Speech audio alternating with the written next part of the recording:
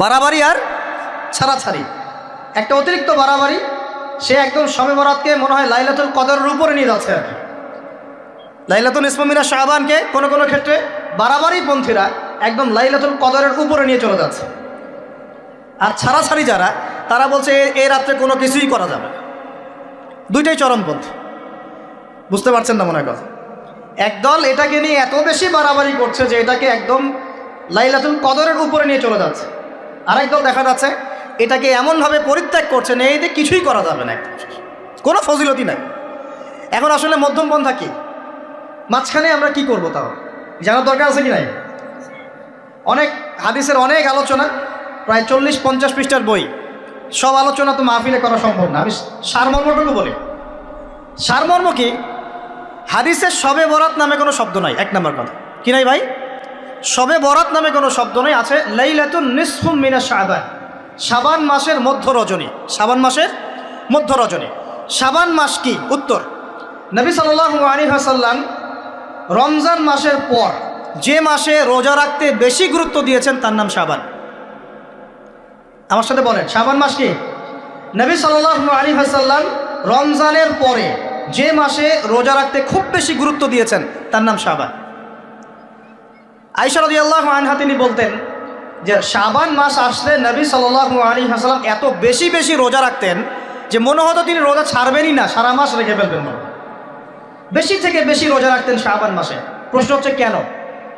উত্তর, এমনিতে এই মাসটা বরকতময় এবং এই মাসে আল্লাহ পাক তার রহমতে বিপুল সংখ্যক মানুষকে জাহান্নাম থেকে মুক্তি দান করেন। সুবহানাল্লাহ। নবী সাল্লাল্লাহু আলাইহি ওয়াসাল্লাম এই মাসকে তাজিম করতেন। এই মাসের সম্মানার্থে, এই মাসে আল্লাহর রহমত বরকতের স্বার্থে নবী করিম সাল্লাল্লাহু আলাইহি ওয়াসাল্লাম এই মাসে বেশি বেশি রোজা রেখেছেন। সুন্নত কি শিখলাম? শাবান মাসে বেশি বেশি রোজা রাখা সুন্নত। একটা কি পেলাম ভাই? শাবান মাসে বেশি বেশি রোজা রাখা সুন্নত। আপনি যদি মুকিম হন, শরীর সুস্থ থাকে, মুসাফির না, আপনার সুস্থতা আছে, সব ঠিক আছে, আপনি চেষ্টা করবেন এই মাসে বেশি বেশি রোজা রাখার জন্য। পারা যাবে ইনশাল্লাহ। এটা নবীর সুন্নত হবে। আরেকটা হাদিস মাথায় নিয়ে নেন, আজকে সারা ওয়াজ ভুলে গেলে এই ওয়াজটা বলেন না। কি হাদিস? নবীজি বলছেন, তোমাদের সামনে, হে আমার সাহাবীরা, তোমাদের সামনে এমন একটা যুগ আসছে, ওই যুগে আমার সুন্নতকে ধরে রাখাটা হাতের মধ্যে আগুন ধরে রাখার মতো হবে। আমি অনেক দিন এই লেকচারে এই হাদিসটা বলেছি। তোমাদের সামনে এমন একটা কঠিন যুগ আসছে, জামানা সবরিন, সবরের যুগ, কঠিন যুগ। ওই যুগে ঈমান ধরে রাখা, মানে আমার সুন্নতের উপর থাকা, হাতে আগুন ধরে রাখার মতো হবে। ওই যুগে যদি তোমরা আমার একটা সুন্নতকে জীবিত করতে পারো, সমাজে একটা সুন্নত মরে গেছে, ওটাকে আবার জীবিত করতে পারো, তাহলে 50 জন শহীদ সাহাবীর নেকি পাবে। হাদিসটা বুঝলেন?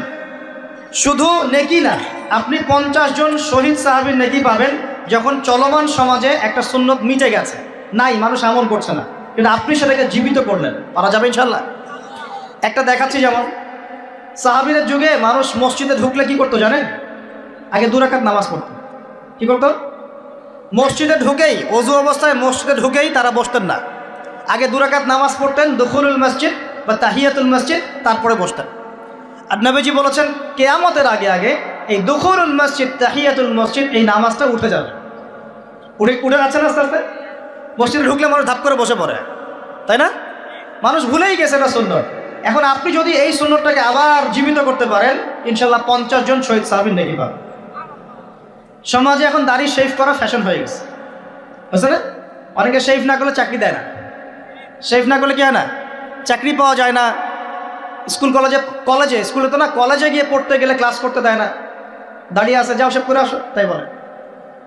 এখন সমাজ চলছে উল্টা। এখন যদি আপনি নবীর সুন্নতকে আবার জীবিত করতে পারেন, 50 জন শহীদ সাহাবীর নেকি পাবেন। রাতে ঘুমানোর সময় একটা সুন্নত আছে, 33 বার সুবহানাল্লাহ, 33 বার আলহামদুলিল্লাহ, 34 বার কি আল্লাহু আকবার। বহু মানুষই পড়ে না। আপনি যদি পড়তে পারেন, ইনশাআল্লাহ আল্লাহ পাক আপনাকে রেখে দিবেন। সমাজে বহু মানুষ চুল একদম এখন মেসি রোনাল্ডো কাট, তাই না? মেসি কাট আর রোনাল্ডো কাট। আর আমি সিলেট অঞ্চলে দেখে আসছি একদম লন্ডন কাট, 2 পাশ ছিলে মাঝখানে চুল, লন্ডন থেকে শিখে আসছে। এখন চুলেরও কিন্তু সুন্নত আছে কি নাই? দাড়ির যেমন সুন্নত আছে, চুলের সুন্নত নাই। একদম সামন পিছন সমান করতে পারেন, অথবা যদি চুল নাই থাকে তাহলে চুল মাথা মুন্ডন করেও রাখতে পারেন। অনেক সাহাবীর মাথা মুন্ডিত ছিল। আবার অথবা কানের লতি পর্যন্ত বা কাঁধ বাবড়ি রাখতে পারেন। এটা চুলের সুন্নত হলো কিনা? এখন সমাজের সব মানুষ এই সুন্নতটাকে ভুলে গেছে। আপনি সুন্নত মনে করে রেখেছেন, ইনশাল্লাহ আপনি নেকি পাবেন ইনশাআল্লাহ। এরকম অগণিত সুন্নত আছে, অগণিত, যেগুলো আমাদের সমাজ থেকে আস্তে আস্তে উঠে যাচ্ছে। আমি খুব দুঃখের সাথে বলছি, অনেক মসজিদে ফরজ নামাজ পড়ার পরে আমরা কি করি? একটা মোনাজাত করি, আল্লাহুম্মা আমিন বিরহমাতিকা ইয়া আরহামার রাহিম, ব্যাস উঠে চলে গেলাম, তাই না? উঠে চলে যায় না? তারপর স্যান্ডেল নিয়ে বাইরে চলে গেল। অথচ সালাম ফিরানোর পরে একবার বলতে হয় আল্লাহু আকবার। কি বলতে হয়?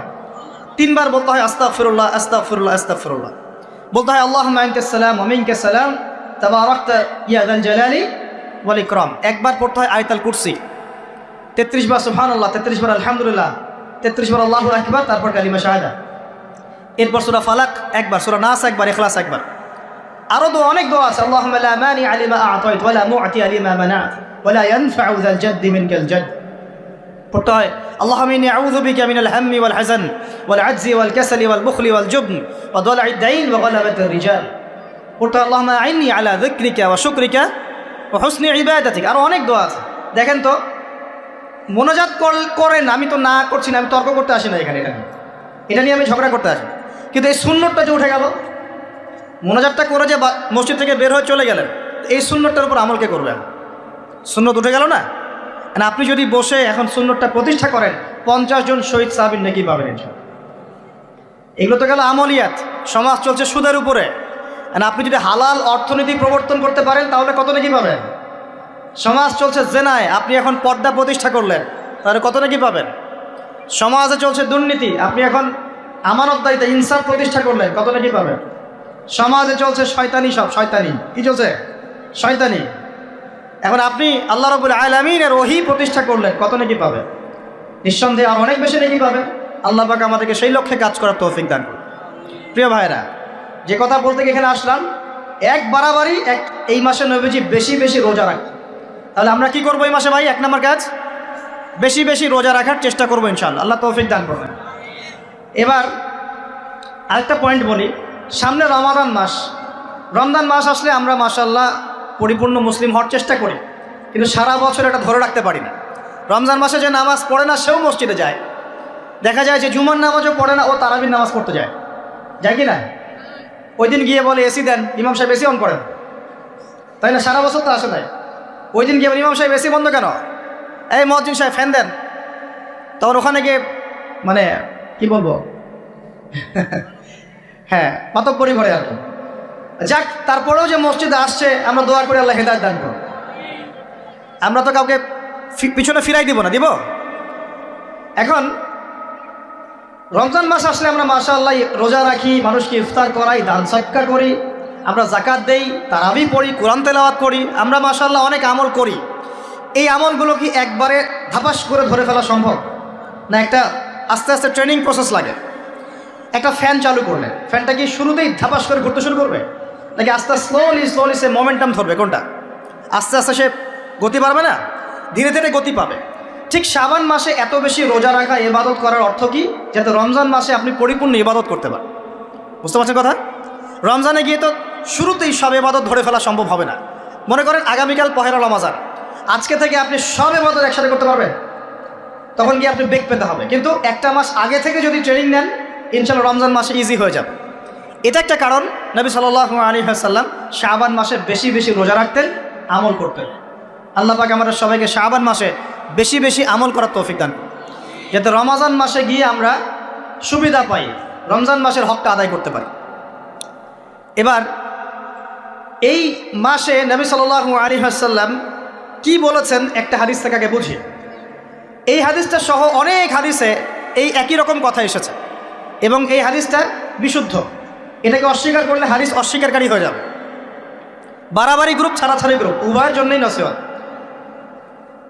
নবী সাল্লাল্লাহু আলাইহি ওয়াসাল্লাম বলেছেন, ইন্নাল্লাহ তাআলা, নিশ্চয় আল্লাহ রাব্বুল আলামিন, লা ইয়াত্তালিউ ফি লাইলাতিন নিসফি মিন শাবান, শাবান মাসের মধ্য রজনীতে আল্লাহ রাব্বুল আলামিন তার রহমতের দৃষ্টি প্রশস্ত করেন। সুবহানাল্লাহ।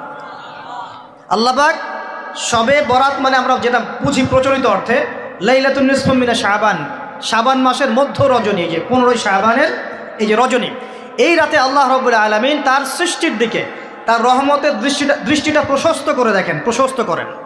এবং ওয়াগফিরু লিজামিই খালকিহি, আল্লাহ পাক তার সমস্ত সৃষ্টিকে মাফ করে দেন। আল্লাহ পাক কি করেন? তার সমস্ত সৃষ্টিকে কি করেন? মাফ করে দেন। কথাটা ভালো করে বোঝেন। আল্লাহ পাক তার সমস্ত সৃষ্টিকে মাফ করে দেন, ইল্লা, তাদেরকে ব্যতীত। এক, ইল্লা লিমুশরিকিন, এক নাম্বার যে ব্যক্তি মুশরিক, যে শিরক করে আল্লাহর সাথে, যে আল্লাহর সাথে শিরক করে। আর 2, মুশাহিনিন, যে ব্যক্তি অন্তরে মানুষের সাথে বিদ্বেষ পোষণ করে, হিংসা বিদ্বেষ মনে আছে এরকম ব্যক্তি, এবং মনের মধ্যে শিরক আছে, শিরকি আকীদা, মুশরিক, এই 2 শ্রেণীর মানুষ ছাড়া আল্লাহ পাক সমস্ত মানুষকে মাফ করবেন বলেছেন। তাহলে এই রাতের ফজিলত প্রমাণ হলো কিনা? রাতের ফজিলতটা প্রমাণ হলো কিনা? আচ্ছা, এখন এর ব্যাকআপ আরও অনেকগুলো হাদিস আছে। ওই সবগুলো হাদিসকে একত্রিত করলে এমনই কনক্লুশন আসে। এছাড়াও আরও কিছু দুর্বল হাদিস আছে, এগুলো দুর্বল, সনদগতভাবে অন্যান্যভাবে দুর্বল। ওখানে আরও কিছু পয়েন্ট পাওয়া যায় যে আর কাকে কাকে আল্লাহ পাক মাফ করেন না। সবাইকে তো মাফ করেন, আর কাকে কাকে করেন না। এই হাদিসে 2টো পেয়েছি, এটা একদম অকাট্য। এটা হলো মুশরিক, আল্লাহ পাক মাফ করেন না। 2, যে অন্তরে হিংসা বিদ্বেষ পোষণ করে, হিংসা বিদ্বেষ আছে, এদেরকে আল্লাহ মাফ করেন না।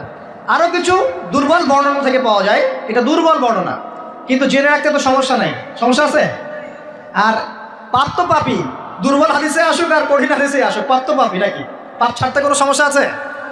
তো 3য় এক শ্রেণীর নাম পাওয়া যায়, যারা হচ্ছে আত্মহননকারী, নিজেরা নিজেদেরকে আত্মহত্যা করেছে, এদেরকে আল্লাহ মাফ করেন। আত্মহনন বোঝেন কিনা? আত্মহত্যা যারা করে, আত্মহনন, এটা একটা শ্রেণী পাওয়া যায়।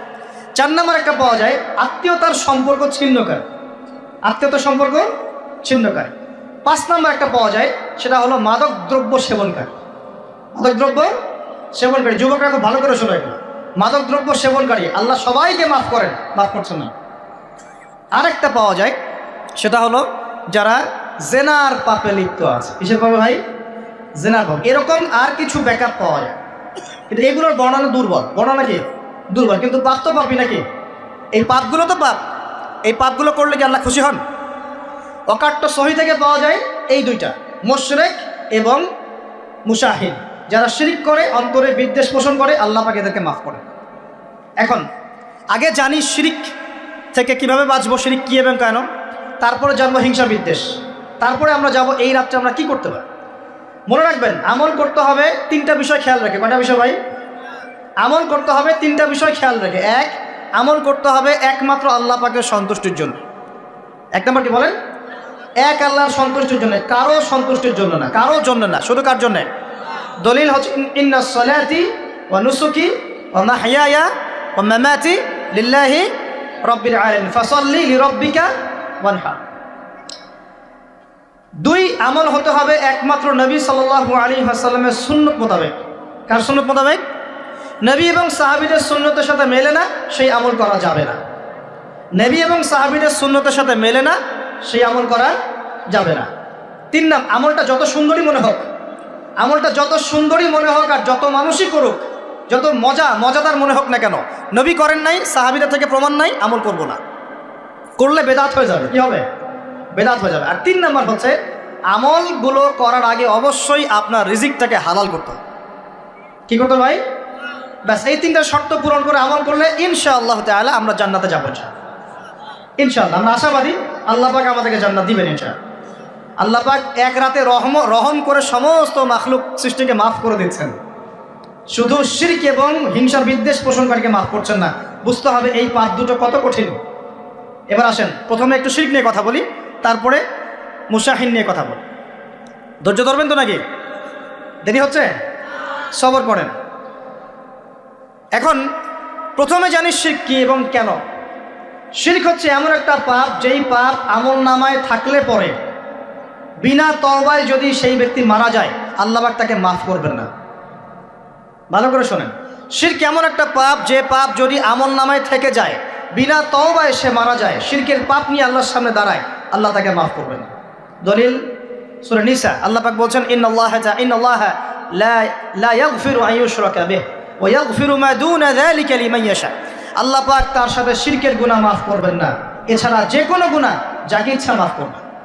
বুঝাচ্ছি, মনে করেন একজন ব্যক্তি জেনা করেছে, কথার কথা নাউজুবিল্লাহ, একজন ব্যক্তি জেনা করেছে বা মিথ্যা কথা বলেছে বা ধরেন মদ খেয়েছে ইত্যাদি।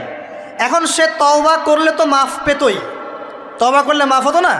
তওবা করলে মাফ তো পেতই। মনে করেন তওবা না করেই মারা গেছে, আল্লাহ পাক চাইলে কিয়ামতের মাঠে এই পাপও বিনা তওবাতেই মাফ করতে পারে। কথা বুঝতে পারছেন? বুঝতে পারছেন না মনে হয়। মনে করেন একজন ব্যক্তি মদ খেয়েছে, জেনা করেছে ইত্যাদি, সে তওবা করার ফুরসত পায় নাই, বিনা তওবায় মারা গেছে। আল্লাহ পাক চাইলে কিয়ামতের মাঠে তওবা না করা সত্ত্বেও আল্লাহ পাক তাকে মাফ করতে পারে। কিন্তু একজন ব্যক্তি শিরকের পাপ করেছে, তওবা না করে মারা গেছে, আল্লাহ পাক কিয়ামতের মাঠে শিরকের পাপ মাফ করবে। আমি কি বুঝতে পারছি? অন্য পাপের কারণে আল্লাহ রাব্বুল আলামিন শাস্তি দিয়ে হোক, কোনো একটা ভাবে হোক, নবীর সুপারিশের মাধ্যমে হোক, তাকে জাহান্নামে গেলেও সেখান থেকে বের করে জান্নাতে দিবেন ইনশাআল্লাহ। কিন্তু শিরকের পাপ যার আমলনামায় থাকবে তার উপর জান্নাতকে হারাম করে দেওয়া হয়েছে। বলেন নাউজুবিল্লাহ। সূরা মাইদায় দলিল আছে, শিরকের পাপ যার আমলনামায় আছে তার জন্য জান্নাতকে হারাম করে দেওয়া হয়েছে। শিরক মানে অংশীদার সাব্যস্ত করা, আল্লাহ পাকের সাথে কাউকে সমকক্ষ করা। শিরক কত প্রকার হয়? উত্তর 3 প্রকার। কয় প্রকার ভাই? বিশ্বাসে শিরক হয়, মানে আকীদায় শিরক হয়, আমলে শিরক হয়, মানে কাজে শিরক হয়, কথা বা লিসানে শিরক হয়। মনে থাকবে? 1 নাম্বার কিসে শিরক হয়? বলেন আমার সাথে। বিশ্বাসে শিরক হয়, আকীদায় শিরক হয়। 2 নাম্বার আমলে শিরক হয়, কাজে শিরক হয়। 3 নাম্বার কথায় শিরক হয়। কয়েকটা এক্সাম্পল দিয়ে বুঝতে পারবেন। একজন ব্যক্তি মনে করেন বিশ্বাস করে যে আল্লাহ বলতে কেউ নাই, কি হবে এটা? বলেন শিরক। একজন ব্যক্তি মনে করেন বিশ্বাস করে যে আল্লাহ আছে, আরও ইলাহ আছে, তাহলে কি হবে? কেউ যদি বিশ্বাস করে আল্লাহর সন্তান আছে, কি হবে? কেউ যদি বিশ্বাস করে মহাবিশ্ব আল্লাহ সৃষ্টি করে নাই, বিগ ব্যাং থেকে সৃষ্টি হয়েছে, কি হবে? কেউ যদি বিশ্বাস করে আল্লাহ মানুষকে সৃষ্টি করে নাই, মানুষ বানর থেকে হয়েছে, কি হবে? আচ্ছা, বিশ্বাসগত সে। কেউ যদি মনে করে আল্লাহ ছাড়া অমুকে আমার সন্তান দিতে পারে, কি হবে? কেউ যদি বিশ্বাস করে যে আল্লাহকে পাওয়ার জন্যে আমাকে মাধ্যম ওসিলা পূজা করতে হবে, তাহলে কি হবে? কেউ যদি চন্দ্র, সূর্য, গ্রহ, নক্ষত্র, গাছপালা, মূর্তি এসবে পূজা করে, কি হবে এগুলা? এগুলো বিশ্বাসগত শিরক। কেমন শিরক ভাই? বিশ্বাসগত শিরক। 2 নম্বর আসেন আমলগত, কাজগত শিরক। কেমন? মনে করেন সেজদা করতে হয় কার জন্যে? কেউ যদি এখন কবরে গিয়ে সেজদা করে, কি হবে? আল্লাহর জন্য সেজদা করতে হয় না কবরে সেজদা করতে হয়? সেজদা কার জন্যে? আচ্ছা, তাহলে শিরক হবে। কুরবানি কার জন্য করতে হয়? কেউ যদি এখন মনে করেন জিনকে সন্তুষ্ট করার জন্য কুরবানি করে দেবে, কি হবে? এখনকার যুগে কিন্তু বহু মানুষ জিনের উপাসনা করে। এখনকার যুগে বহু মানুষ জিনের উপাসনা করে, আর জিন বলে একটা জাতি আছে আমাদের সাথে চলাফেরা করে, আমরা দেখতে পারি না। আমরা কি সব দেখতে পারি? আমরা কি সব জানি? আমরা তো আমাদের আত্মাকেই দেখতে পারি না। এত ঘুমাই গেছেন, আত্মা চলে গেছে, দেখতে পারছেন? আর আমরা কি জানি? আমরা কতটুকু জানি আগামীকাল কি হবে আপনার সাথে, বলেন দেখি। কেউ জানে? আমাদের জ্ঞান কত ক্ষুদ্র, বুঝতে পারলাম। আগামীকাল কি হবে তাই জানি না, আমার আত্মাকেও চোখে দেখি না। আর আমি যদি দাবি করি এখন আমি সব জানতাম, তাহলে কি হবে? অতএব জিন জাতি আমাদের মধ্যেই আছে কি নাই? ওমা খালাকতুল জিন্না ওয়াল ইনসা ইল্লা লিয়াবুদুন। আমি জিন আর মানুষকে শুধুমাত্র আমার ইবাদত করার জন্যই সৃষ্টি করেছি। আল্লাহ পাক আমাদের সবাইকে আল্লাহ পাকের সত্য বোঝার তৌফিক দান করুন। এবার আসেন, আপনাদের পার্বত্য এলাকায় জিনের উপাসনা হয়। এখন বলেন ভাই কেমন করে জানলেন? যত তান্ত্রিক, মান্ত্রিক, কবিরাজ, জাদুকর সব এই পাহাড়ি এলাকায় ঘুরে বেড়াচ্ছেন, এবং চোখ কান খোলা রাখলে আপনারাও বুঝতে পারবেন। জিনের উপাসনা করলে অনেক কিছু ভেলকিবাজি দেখানো যায়। জিনকে আল্লাহ পাক কিছু ক্ষমতা দিয়েছে। জিন অনেক দূর থেকে দেখতে পারে। মনে করেন যে কেউ একজন এখানে বসে আছে, সে দাবি করছে যে সে অলৌকিক ক্ষমতার অধিকার, অথচ ওর কাছে জিন আছে। কি আছে? জিন। এখন আপনি শুনেছেন যে অমুক জায়গায় অমুক বাবা আছে, সে অনেক বড় ক্ষমতার অধিকার, যাই দেখি ওনার কি ক্ষমতা। এখন আপনি রাস্তায় আসছেন, তার সেই জিন তো আগেই দেখতে পাচ্ছে আপনি আসছেন দূর থেকে, সে আগে খবর দিল আসতেছে মক্কেল, ওই যে মক্কেল আসতেছে। এখন সে বলল যে ওই ব্যক্তির সাথে যে জিন আছে ওর সাথে কানেকশন করো। সবার সাথে একটা জিন আছে না? আছে কি নাই? একটা করে জিন শয়তান আছে না সবার সাথে? 2 জন ফেরেশতা, 1 জন জিন, সবার সাথেই আছে কি নাই? আপনার জিন জানে আপনার সাথে অতীতে কি হয়েছিল? জানে তো। আপনার জিন আপনার সাথে আছে না শুরু থেকে? তাহলে আপনি 1 মাস আগে কি করেছেন আপনার জিন তো জানে। ও ভবিষ্যৎ জানে না কিন্তু অতীত তো জানে। ও তো ভবিষ্যৎ জানে না কিন্তু অতীতে আপনি কি করেছেন ও তো জানে না? এখন ওর সাথে এই কারিনের সাথে যোগাযোগ করছে। ওকে বলছে এই তো 1 মাস আগে অমুক মেয়ের পিছনে দৌড়াইছিল, 1 মাস আগে অমুক একটা মেয়ের পিছনে দৌড়াইছে, ওই মেয়েকে পাওয়ার খুব চেষ্টা করছে, কিন্তু 1 মাস আগে ব্যবসায়ী কাজ করছে, কিন্তু 1 মাস আগে ওই কাজ করছে। এখন আপনি হেঁটে হেঁটে আসলেন, এদিকে খবর পাস করা শেষ, এসে বললেন বাবা আপনার কি ক্ষমতা, আমি আপনার ক্ষমতার নিদর্শন দেখতে চাই। সেই বাবা এখন বলছে যে তুই তো সেই ব্যক্তি না, তোর নাম অমুক না, আপনি তো ভেবাচাকা খেয়ে গেলেন। হ্যাঁ তাই তো, আমার নাম তো অমুক। তুই তো 1 মাস আগে এই মেয়ের পিছনে ঘুরছিস না? হ্যাঁ তাই তো, আপনি কেমন করে জানলেন? তুই 1 মাস আগে এই কাজ করছিস না? তাই তো, আপনি কেমন করে জানলেন? আপনার তো চোখ একদম আসমান উঠে গেল, বাপরে বাপ, সে তো আমার অতীতের সব বলে দেয়, তুই অমুক জায়গায় এটা পাপটা করছিস না, তুই এই জায়গায় ওটা লুকায় রাখছিস না, ব্যাস আপনার মাথা খারাপ। জিনের উপাসনা করে মানুষ অনেকেই, আর জিনটা কি করে অনেক সময় আসমানের কাছে যায় সংবাদ নেওয়ার জন্য। সূরা মুলক পড়েন, সূরা মুলকের 1ম পৃষ্ঠা পড়েন। আল্লাহ পাক ওদেরকে তাড়ানোর জন্যে আসমানের মধ্যে এই উল্কাপিণ্ড নক্ষত্র নিক্ষেপ করেন। রুজুম আল্লিশ শায়াতিন, আল্লাহ বলেছেন এই নক্ষত্রগুলা আমি রুজুম আল্লিশ শায়াতিন, শয়তানদেরকে তাড়ানোর জন্য রেখেছি। সুবহানাল্লাহ। পৃথিবীতে অনেক কিছুই ঘটে আমরা খালি চোখে বুঝতে পারি না।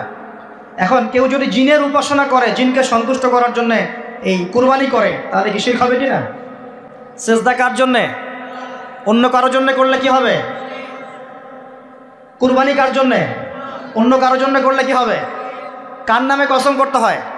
যদি অন্য কারো নামে কসম করি, এই যে এখন বাপের নামে কসম, মায়ের নামে কসম করেন কেন? কসম করা যাবে না এভাবে। মান হালাফা বিগাইরি ইসমিল্লাহি ফাকাদ কাফার, কেউ যদি আল্লাহ ছাড়া অন্য কারো নামে কসম করে সে কুফরি করবে। যদি কসম করতেই হয় আপনাকে আল্লাহরই কসম করতে হবে। যদি কসম করতে হয় কার কসম করবেন? আর আল্লাহর কসম করে কি মিথ্যা বলতে পারবেন? মিথ্যা বললে তখন কাফারা দেওয়া লাগবে। আচ্ছা, কাফারা কি? সবচেয়ে সহজ কাফারা হচ্ছে 3টা রোজা রাখা। কয়টা রোজা? 3টা। আসেন সামনে যাই। এখন কসম করবো আল্লাহর জন্যে, দোয়া করেন কার কাছে? দোয়া কার জন্যে? এখন যদি অন্য কারোর কাছে দোয়া করা শুরু করি, সন্তানকে দিবে, অন্য কারোর কাছে চাওয়া শুরু করি, মনে করেন আপনার রোগ ব্যাধি দেওয়ার ভালো করার মালিককে যদি এখন আপনি একটা আংটি পরে মনে করেন এই আংটি আপনার রোগ ভালো করবে, কি হবে? শিরক হবে কি না? এরকম অগণিত কাজের শিরক আমরা করছি। আল্লাহ পাক আমাদের শিরক থেকে বাঁচান। আর ভবিষ্যতের মালিককে, সময়ের মালিককে, ভবিষ্যৎ কে জানে? রাস্তায় টিয়া পাখি দেখে ভাগ্য পরীক্ষা করছে, ও কি ভবিষ্যৎ বলতে পারবে? যদি ওখানে গিয়ে হাত দেখান শিরক হবে না? রাশিফল দেখা যায়, রাশিফল কি? রাশিফল আজকে তোমার দিনটা কেমন যাবে, কালকে তোমার দিনটা কেমন যাবে, আছে না? তো এগুলো বিশ্বাস করলে কি হবে? এবং পদে পদে শিরকে নিমজ্জিত আছে। এগুলো তো গেল আমলগত শিরক, আরও অনেক শিরক আছে। আমাদের কথার মধ্যেও শিরক হয়। কিসের মধ্যে? কথার মধ্যে। যেমন আমরা বলি ডাক্তার ভালো ছিল, না হলে রোগীকে বাঁচানো যেত না, বলি কি না? অনেকে বলি না? শিরক হবে। কেউ যদি বলে যে ড্রাইভারটা ভালো ছিল, না হলে গাড়ি নির্ঘাত অ্যাক্সিডেন্ট করতো, কি হলো কথায়? আরেকটা বিষয় আছে, আমরা অনেক সময় ইবাদত করি মানুষকে দেখানোর জন্য, সবাই বড় দানবীর বলবে, আমাকে নামাজি বলবে, এটাও কি? এটাও শিরক। কথার মধ্যে আর অনেক শিরক করি। সার্বভৌম ক্ষমতার মালিককে, তাবারাকাল্লাযী বিয়াদিহিল মুলক, সার্বভৌম ক্ষমতার মালিককে আর আমরা যদি মনে করি আমরাই সার্বভৌম ক্ষমতার মালিক, কি হবে? শিরক হবে না? এরকম প্রচুর শিরকে আমরা নিমজ্জিত আছি। সবচেয়ে বড় যে শিরকটা এখনকার বিশ্বে চলছে সেটা হলো আল্লাহ পাকের হালালকে আমরা হারাম করে নিচ্ছি, আল্লাহর হারামকে হালাল করে নিচ্ছি। করছে কি না? বুঝতে পারছেন না মনে হয়। মাদক দ্রব্য কি হালাল না হারাম? আমরা অনেক সময় হালাল করে নিয়েছি, নাই? জেনা হারাম না হালাল? আমরা এখন জেনাকে প্রমোট করছি, উস্কে দিচ্ছি। সমকামিতা হালাল না হারাম? এই সমকামিতার ব্যাধি ছড়িয়ে পড়েছে এখন সমাজের রন্ধ্রে রন্ধ্রে, পড়েছে না? এদেরকে আল্লাহ পাক এমন শাস্তি দিবেন যে শাস্তি আল্লাহ পাক কুল কায়নাতে কাউকে দেন নাই। কেমন শাস্তি দিবেন? কওমে লূতকে আল্লাহ রাব্বুল আলামিন মাটি থেকে উপরে উঠিয়ে আকাশ থেকে পাথর বর্ষণ করে থেতলে দিয়ে আবার মাটিতে দাফন করে দিয়েছে কওমে লূতকে। আল্লাহু আকবার। এই শাস্তি অপেক্ষা করছে এদের জন্য। সুদ হালাল না হারাম? আমরা কি এটাকে জায়েজ করে নিচ্ছি কিনা? খাচ্ছে কি না? এই বিশ্বের সবচেয়ে বড় একটা সমস্যা চলছে, আল্লাহ পাকের হারামকে আমরা হালাল করছি, হালালকে হারাম করিনি, এটাও শিরক।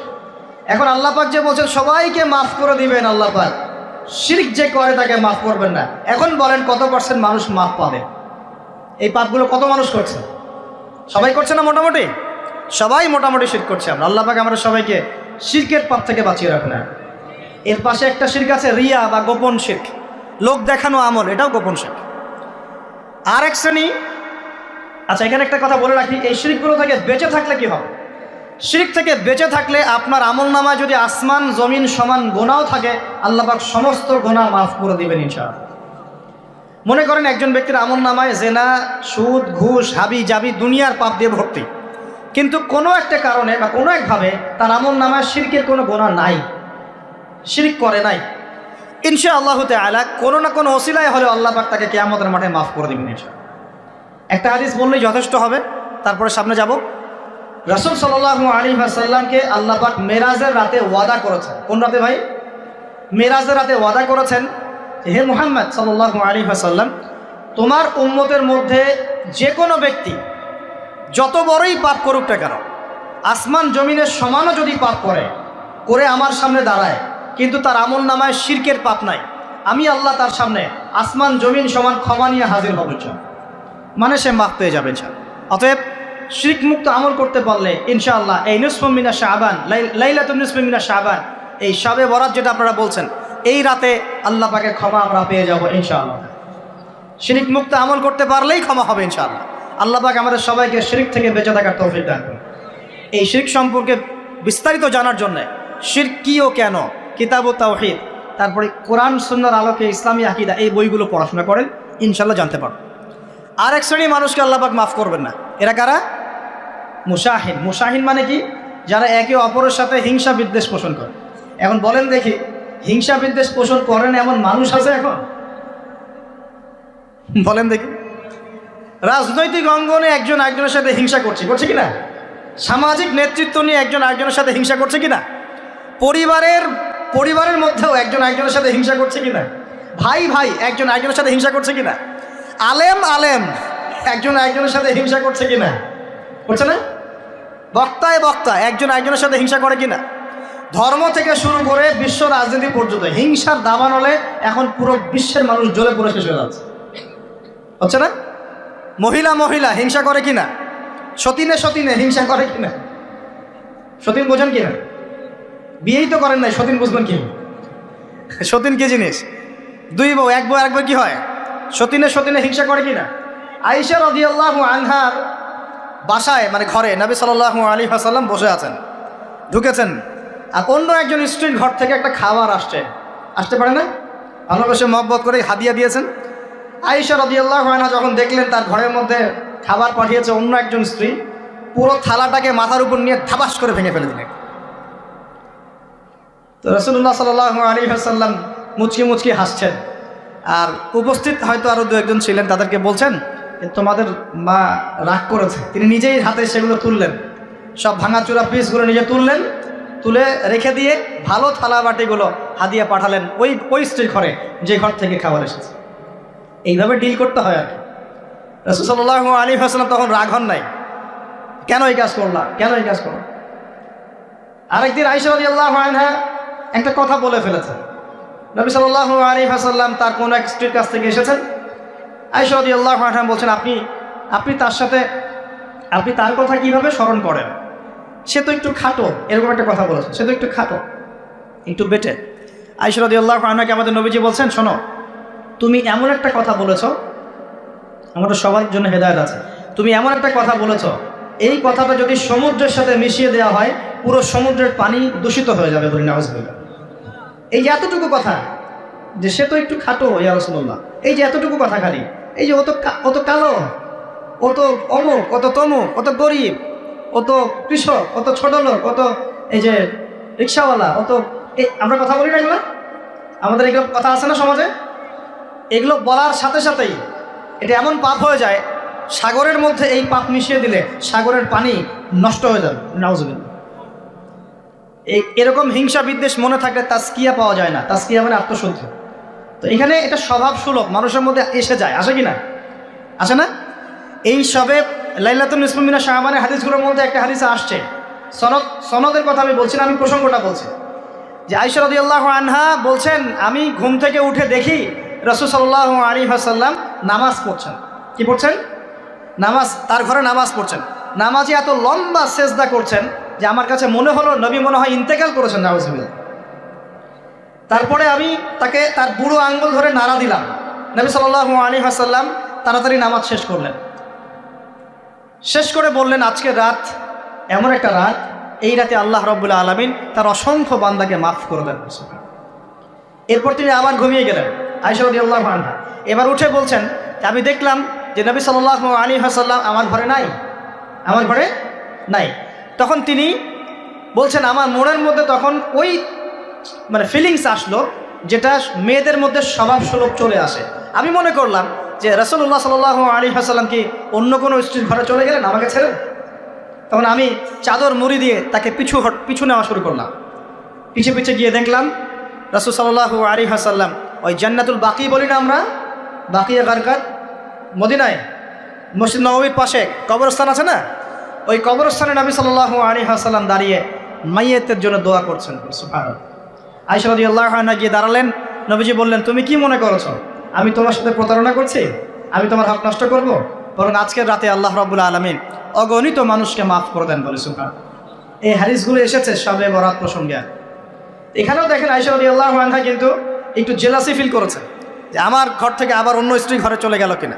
এগুলো স্বভাব সুলভ, এগুলো আসতে পারে, এগুলো মানুষের মধ্যে কি আসতে পারে, কিন্তু বিদ্বেষ পোষণ করে একে অপরের ক্ষতি করে দেওয়া, এই কাজগুলো যারা করবে আল্লাহ পাক এই রাতে ওদেরকে মাফ করবেন না। এখন আমাদের জন্য আগে নসিহত দুইটা, এই রাত্রের ফজিলত পেতে হলে নসিহত আগে দুইটা। এক, আমাদের আকীদা আমলে কোনো শিরক থাকা যাবে না, বলি আমিন। আল্লাহ কবুল করুন। আমাদের আকীদা এবং আমলে কোনো প্রকার শিরক রাখা যাবে না। দুই, আমরা মনের মধ্যে কোনো ভাইয়ের প্রতি হিংসা বিদ্বেষ রাখবো না। রাখবো ইনশাল্লাহ? না রাখবো না। আমরা কোনো ভাইয়ের প্রতি হিংসা বিদ্বেষ পোষণ করবো না ইনশাল্লাহ। একটা হাদিস বললেই আপনি বুঝে ফেলবেন, তারপর আমি সামনে যাচ্ছি, এরপরে আমি আস্তে আস্তে ফিনিশিং দেবো ইনশাল্লাহ।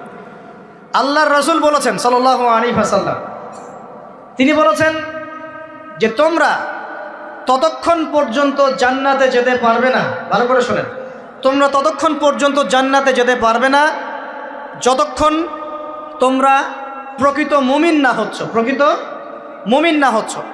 আর তোমরা ততক্ষণ পর্যন্ত প্রকৃত মুমিন হতে পারবে না যতক্ষণ পর্যন্ত না পরস্পরকে ভালো না বাসছ, পরস্পরকে ভালো না বাসছ। এই ভালোবাসা আবার বয়ফ্রেন্ড গার্লফ্রেন্ড ভালোবাসা না, দিনই ক্ষেত্রে ভালোবাসা। আর আমি কি তোমাদেরকে জানিয়ে দেব কি করলে তোমরা পরস্পরকে ভালোবাসতে পারবে? সাহাবীরা বলছেন, অবশ্যই বলুন ইয়া রাসূলুল্লাহ। নবীজি বলছেন, তোমরা একে অপরকে সালাম দেওয়ার অভ্যাস করো, ইনশাআল্লাহ তোমরা একে অপরকে ভালোবাসতে পারবে। ইসলামের সৌন্দর্য দুটা, কয়টা ভাই? বেশি বেশি মানুষকে সালাম দেয়া এবং মানুষকে খাবার খাওয়ানো। কি খাওয়ানো? আরেকটা মনে রাখবেন, কিয়ামতের আগে আগে মানুষ বাছাইকৃত মানুষকে সালাম দিবে, সবাইকে সালাম দিবে। চলছে কিনা সমাজে? কিয়ামত দূরে না কাছে? এটা আজকে আলোচনার টপিক না, তাহলে আমি বলতাম যে কতগুলো আলামত আপনি দেখতে পাবেন। এখন আমরা বুঝতে পারলাম এই রাতের ফজিলত আছে, আছে কি নাই? এই রাতের ফজিলত কি? আল্লাহ পাক এই রাতে অগণিত বান্দাকে মাফ করে দেবেন ইনশাআল্লাহ। তবে কোন কোন মানুষকে মাফ করবেন না?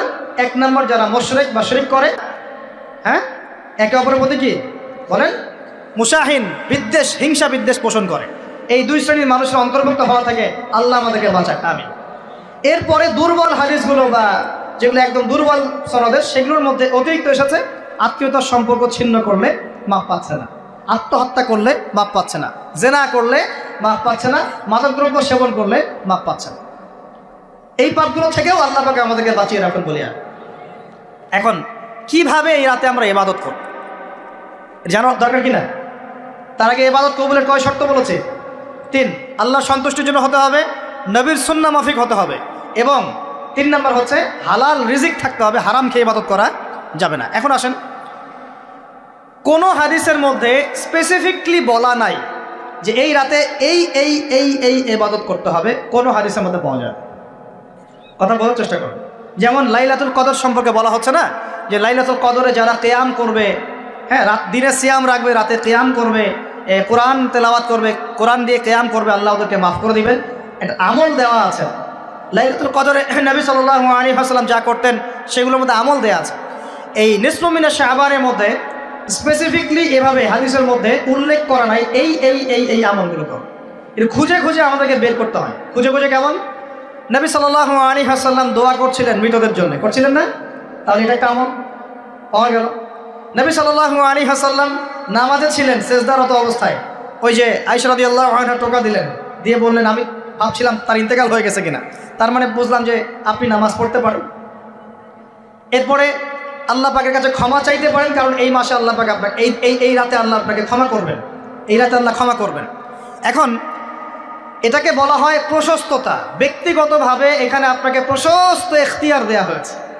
ব্যক্তিগতভাবে আপনাকে আল্লাহ পাক তার রাসূলের মাধ্যমে এই শরীয়তে এই রাতের আমলের জন্য একটা প্রশস্ত এখতিয়ার দিয়েছেন। আপনি রাসূল সাল্লাল্লাহু আলাইহি ওয়াসাল্লামের সুন্নাহ মাফিক যে কোনো ভালো কাজ করতে পারেন, কিন্তু নির্দিষ্ট করে আপনাকে দেওয়া হয় নাই যে আপনাকে 100 রাকাতই পড়তে হবে, আপনাকে 200 রাকাতই পড়তে হবে, আপনাকে 10 রাকাতই পড়তে হবে, আপনাকে 1 খতমই দিতে হবে, এরকম নির্দিষ্ট করে আপনাকে কিছু দেওয়া হয়।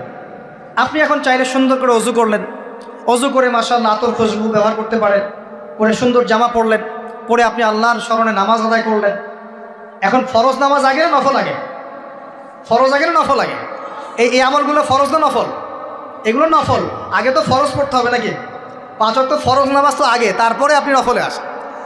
আমাদের জীবনে কোনটার গুরুত্ব সবচেয়ে বেশি? ফরজ ঠিক না থাকলে নফল দিয়ে কাজ হবে? তো ফরজ ঠিক করার পরে আপনি এখন অতিরিক্ত আমল করার চেষ্টা করছেন, সুন্দর কাপড় চোপড় পরেছেন, আপনি মাশাআল্লাহ পবিত্র হয়েছেন, আতর খুশবু ব্যবহার করেছেন, আপনি নীরবে নিভৃত আল্লাহকে ডাকছেন নামাজের মধ্যে দিয়ে, লম্বা করে সুন্দর করে নামাজ পড়ছেন, আপনি একটু কোরআন তেলাওয়াত করছেন, আলহামদুলিল্লাহ। আপনি এই রাতে মৃতদের জন্য দোয়া করলেন, নিজের জন্য দোয়া করলেন, পরিবারের জন্য দোয়া করলেন, আপনি তাসবিহ তাহলিল করলেন, যদি আপনাকে আল্লাহ সামর্থ্য দেন আপনি কিছু দান সাদাকা করেছেন, আপনি বিভিন্ন রকম ভালো কাজে আপনি নিজেকে মানে এঙ্গেজ রাখতে পারেন, নিজেকে বিভিন্ন ভালো কাজে আপনি নিজেকে সম্পৃক্ত রাখতে পারেন। এভাবে আপনি রাতটাকে একটা উৎসবের উৎসাহে পার করতে পারেন। কিন্তু আমরা যে ঘটা করে অনেকগুলো কাজ করি না, ঘটা করে হালুয়া রুটি সামাই টামাই এই সেই আলোকসজ্জা অমুক তমুক দল বেঁধে কবরস্থান, এই আমলগুলো নবী এবং সাহাবীরা থেকে প্রমাণ হয়। আমি বুঝতে পারছি আমল করতে আপনাকে নিষেধ করা হয় নাই, কিন্তু বাড়াবাড়ি করবেন না, ছাড়াছাড়ি করবেন না, মধ্যমপন্থী থাকেন। ব্যক্তিগতভাবে আপনি আপনার মতো করে আমল করতে পারেন, আপনাকে ইখতিয়ার প্রশস্ততা দেওয়া হয়েছে। আপনি একটু নামাজ পড়েন, একটু তেলাওয়াত করেন, একটু জিকির করেন, দোয়া করেন, আপনি আল্লাহর কাছে চেয়ে নেন। আরেকটা হাদিস আছে, এই রাতে আল্লাহ রাব্বুল আলামিন প্রথম আসমানে নেমে আসেন। সুবহানাল্লাহ। আল্লাহ পাক কেমন করে নেমে আসেন এটা আমাদের ব্যাখ্যার বাইরে, আর এটা সত্তাগতভাবে না, আল্লাহ পাকের রহমান নেমে আসেন। আল্লাহ পাক আহ্বান করতে থাকেন, কে আছে আমার কাছে কিছু চাইবে আমি তাকে দিব, কে আছো আমার কাছে ক্ষমা চাইবে আমি মাফ করে দিব, কে আছো আমাকে ডাকবে আমি তার ডাকে সাড়া দিব। সুবহানাল্লাহ। আল্লাহ পাক এই পুরো রাত বলতে থাকে। আরেকটা কথা মনে রাখবেন, এভাবে কিন্তু আল্লাহ পাক প্রত্যেক রাতেই বলতে থাকেন, শুধু এই একটা রাতেই নয়, প্রত্যেক রাতেই আল্লাহ পাক বলতে থাকেন। কিন্তু এই রাতে স্পেশালি আল্লাহ পাক অগণিত মানুষকে মাফ করে দেবেন ইনশাআল্লাহ। তা আমরা আল্লাহর কাছে দোয়া করি, আল্লাহ পাক আমাদের সবাইকে যেন সুস্থতার সাথে শাবান মাসে বেশি বেশি রোজা রাখার তৌফিক দান করেন, এবং যে আমলগুলো সুন্নাহসম্মত এই সুন্নাহসম্মত আমলগুলো আল্লাহ আমাদের করার তৌফিক দান। বাড়াবাড়ি পর্যায়ে চলে যাবেন না, একবার ছাড়াছাড়ি পর্যায়ে চলে যাবেন না, মধ্যমপন্থী থাকেন। রাতের ফজিলতটাকে আল্লাহর কাছে চেয়ে নেন, এবং আল্লাহর কাছে মাফ পাওয়ার জন্য যে পাপগুলোকে ছাড়তে হবে, যেমন শিরক, হিংসা বিদ্বেষ ইত্যাদি ইত্যাদি, এই পাপগুলোকে ছেড়ে দিয়ে আল্লাহর কাছে নিজেকে প্রমাণ করার চেষ্টা করি। আল্লাহ পাক আমাদের সবাইকে তৌফিক দান করুন বলি আমিন।